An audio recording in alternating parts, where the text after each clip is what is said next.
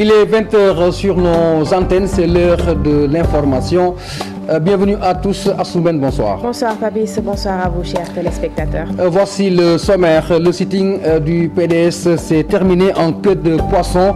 La manifestation a avorté suite à l'intervention des forces de l'ordre qui ont interpellé les responsables. Omar Sarr et Maître Amadou Sall, entre autres, ont été embarqués. Le peu de militants présents a été dispersé par des grenades lacrymogènes.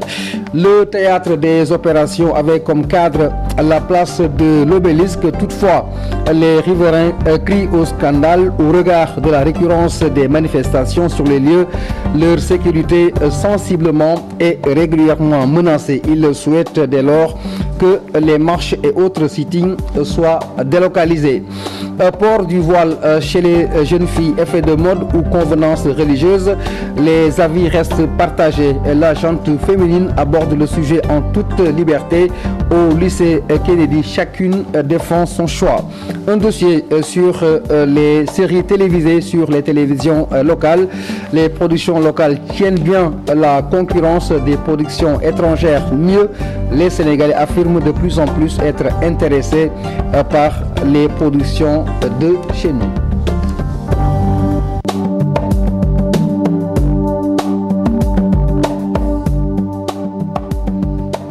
Messieurs, dames, bonsoir. On vous le disait il y a quelques instants, la manifestation du Parti démocratique sénégalais n'a pas été une réussite.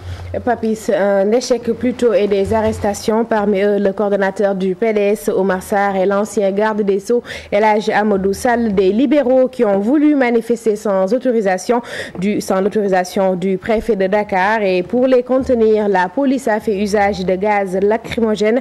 Une manifestation qui n'a pas beaucoup mobilisé. Le compte rendu signé Chérif Diathierno Laurent Mendy. Dans ce véhicule de la police, Omar Sarr, le coordonnateur du PDS, tout comme l'avocat maître El Hadji Amadou Sall, ainsi que plusieurs autres responsables libéraux ont été interpellés. Motif, tentative de braver l'interdiction du préfet de Dakar.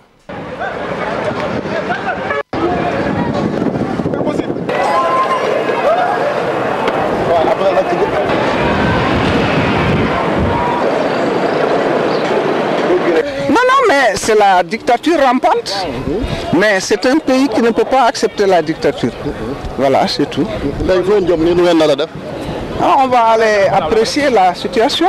Voilà, c'est tout. Et le préfet, que pensez-vous de ce qu'il a dit? Oh, c'est pas le préfet. C'est pas le préfet, c'est pas le ministre, c'est pas le premier ministre, c'est Macky Sall. C'est tout. C'est lui l'apprenti dictateur. Le préfet dit que vous n'avez pas respecté la procédure. Oh, le préfet, bon, je ne dis rien pour le préfet, vraiment. Laissez-moi.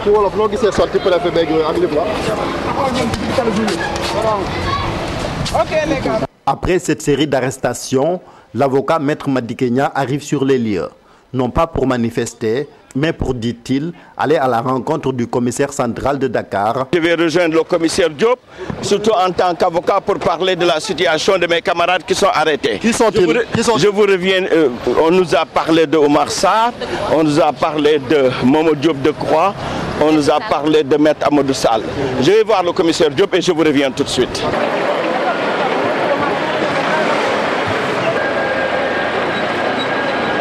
Mais c'est peine perdue, puisque le commissaire Abdoulaye Diop ne veut rien entendre. Sa médiation n'ayant rien donné, Maître Madi Kenya s'engouffre dans son véhicule et quitte la place de l'Obélisque, qui parfois a été transformée en champ de bataille.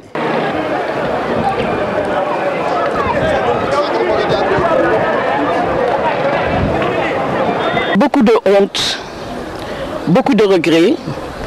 Par cette démocratie, je me suis battu pour elle, à l'instar de plusieurs autres Sénégalais, pour qu'on ait le droit de dire quand ça ne va pas. C'est ça la moindre des libertés. Il y a les lacrymogènes, je vois les larmes aussi. Mais les lacrymogènes, c'est l'arme des faibles. C'est tout ce qu'ils ont pour essayer de contrer les gens. La mobilisation a été faible, mais pour Pape Sambou, qui a été très dur à l'endroit de ses frères libéraux, l'objectif a été atteint. Alors c'est interdit. Bon, c'est interdit, mais vous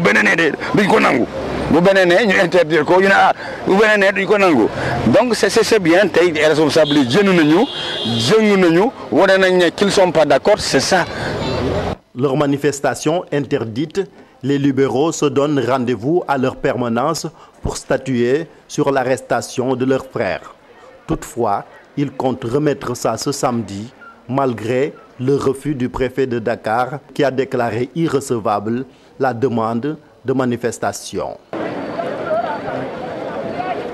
Chérif Dia, les responsables libéraux arrêtés sont toujours au commissariat central selon nos dernières informations. Papis, après la marche, le repli, retour à la permanence du PDS pour un débrief et une évaluation de cette première journée de manifestation. Abdoulaye Faye, administrateur du parti, estime qu'en dépit des arrestations de ses camarades, la première journée de manifestation aura été une réussite. Il appelle encore à une forte mobilisation demain 31 janvier pour le second acte à la place de l'Obélisque. Il confirme par ailleurs la participation du président Wade à leur côté pour cette semaine de manifestation. Nous reviendrons sur cet élément plus tard dans cette édition peut-être.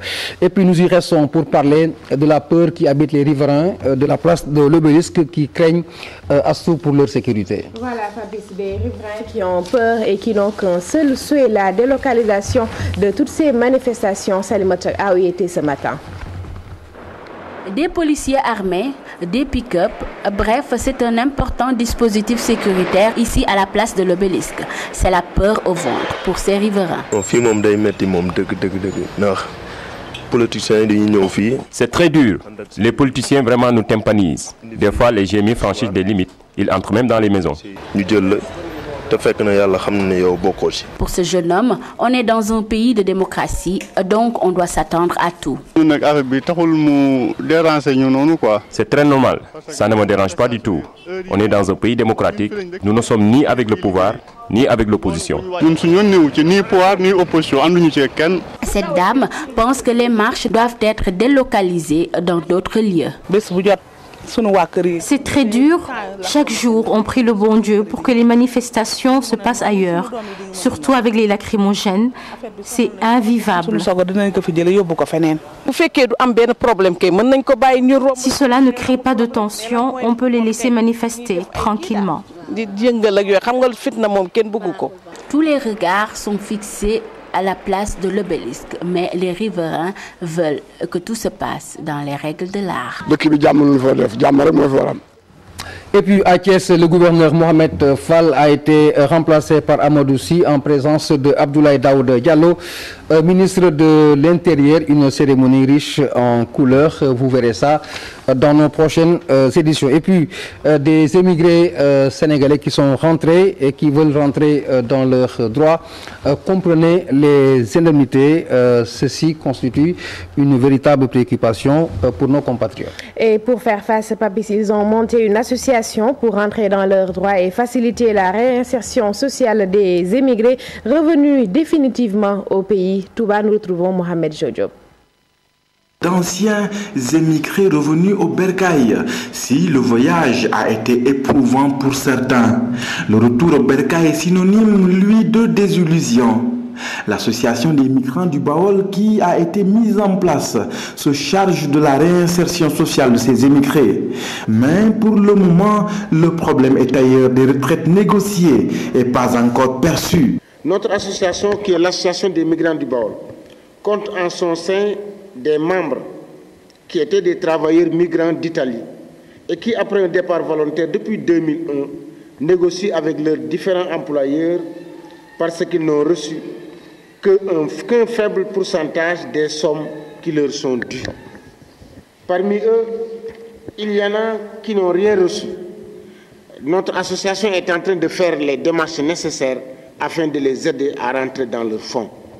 L'association des migrants du Baol interpelle l'État du Sénégal. En particulier le président de la République, son Excellence M. Macky Sall, pour prendre langue avec le gouvernement italien afin que ce problème des sommes dues aux immigrés en départ volontaire d'Italie soit définitivement réglé.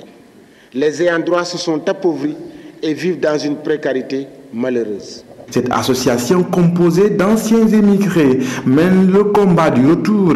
Ils veulent intégrer les domaines agricoles communautaires et s'essayer à l'agriculture. Après les émigrés, retour à Dakar pour parler des jeunes. Ils cherchent emploi et tournent au gré des saisons et des tendances. Ils sont jeunes, leur credo papis, pas de saut métier, pas de métier fixe. Ils sont heureux dans ce qu'ils font, fiers et surtout engagés.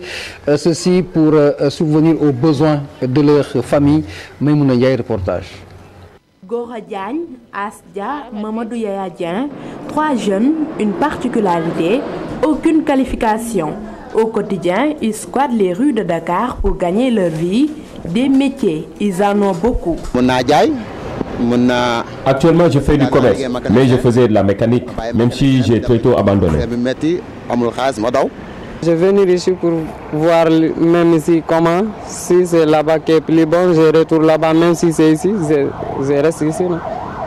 Je cherche l'argent. Je déteste le chômage, c'est pourquoi je peux tout exercer. Je gagne pleinement ma vie. Dans un passé récent, j'étais aussi forgeron. Quand Yaya évoque son passé, il a bien des raisons. Moi je travaille, moi seul. C'est ça qui est bon quoi. Personne ne te dit pas pourquoi tu n'as pas fait comme ça. Hein? Voilà. Personne ne m'emmerde pas ici, c'est moi.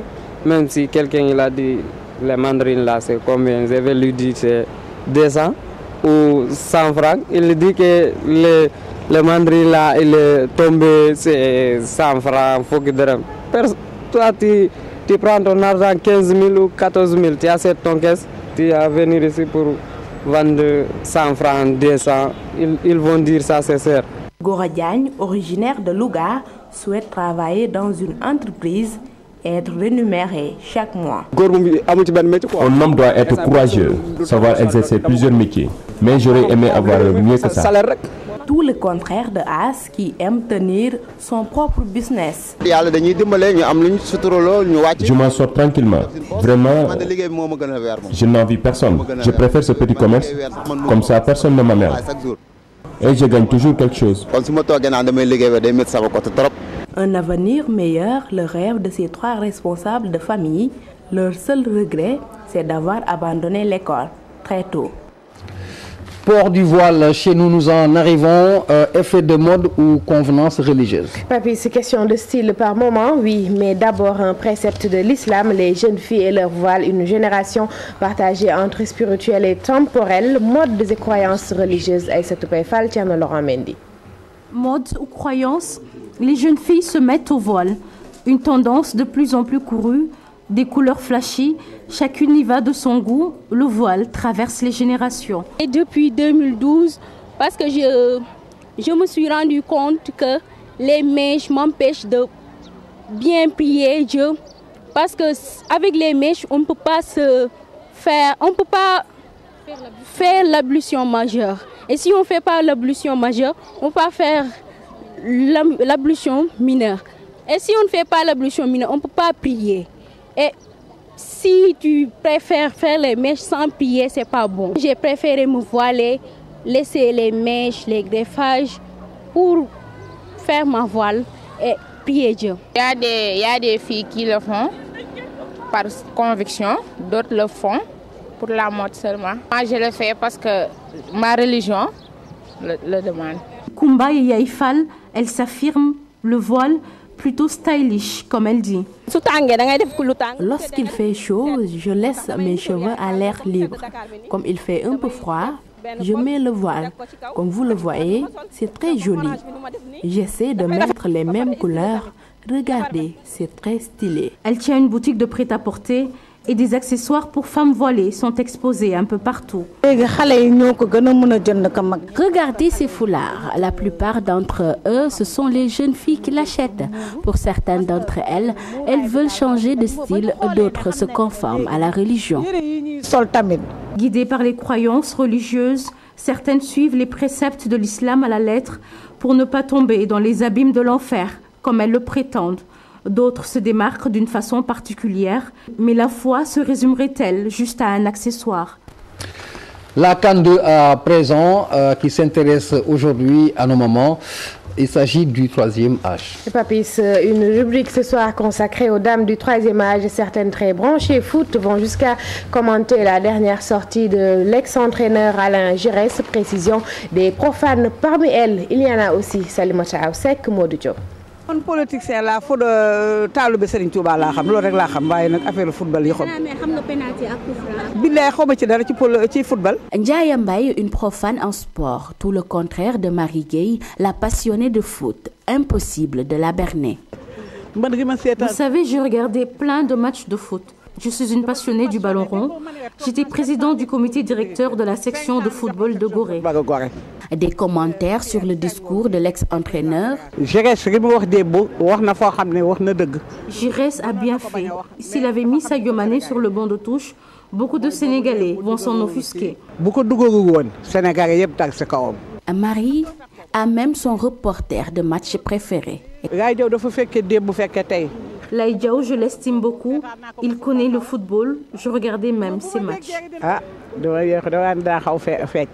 Elle ne s'y connaît pas, mais elle a l'art d'esquiver nos questions.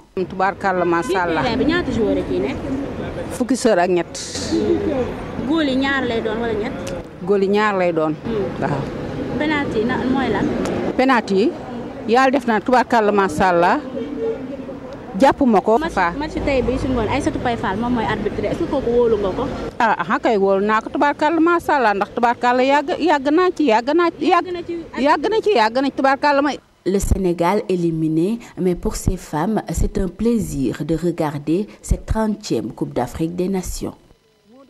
Dernière note de cette édition, nous vous le disions dans le sommaire, le dossier du jour porte sur les séries télévisées au Sénégal. Les séries télévisées, Papis, et leur production, des producteurs qui cherchent à faire passer des séries locales une marchandise bien appréciée par les Sénégalais, car par moments, elles reflètent notre réalité socioculturelle. Le dossier du jour culture est signé Aïssatou Paye Fall.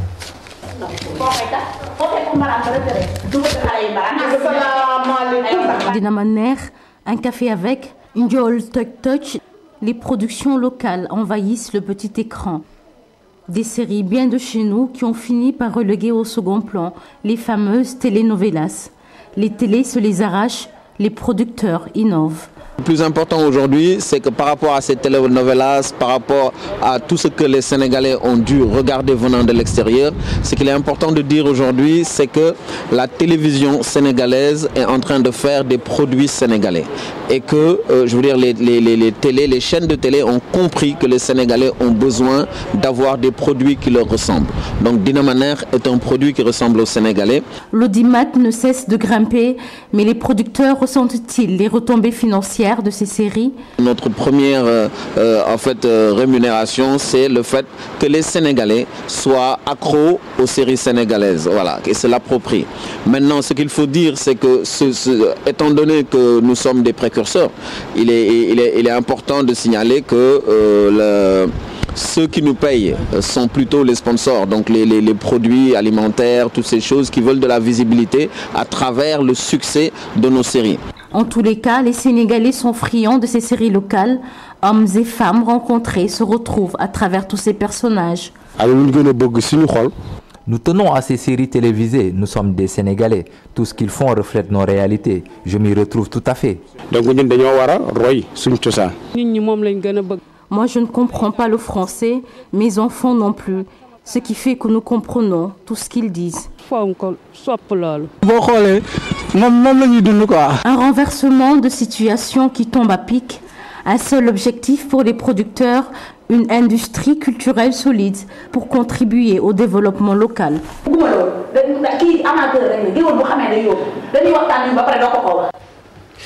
Nous sommes arrivés au terme de ce journal. Assou, ce sera donc tout pour aujourd'hui. Merci Papy, c'est tout pour ce soir. Très bon week-end à vous. Merci à tous ceux qui nous ont fait confiance et excellent week-end avec nos programmes. Merci et bonsoir.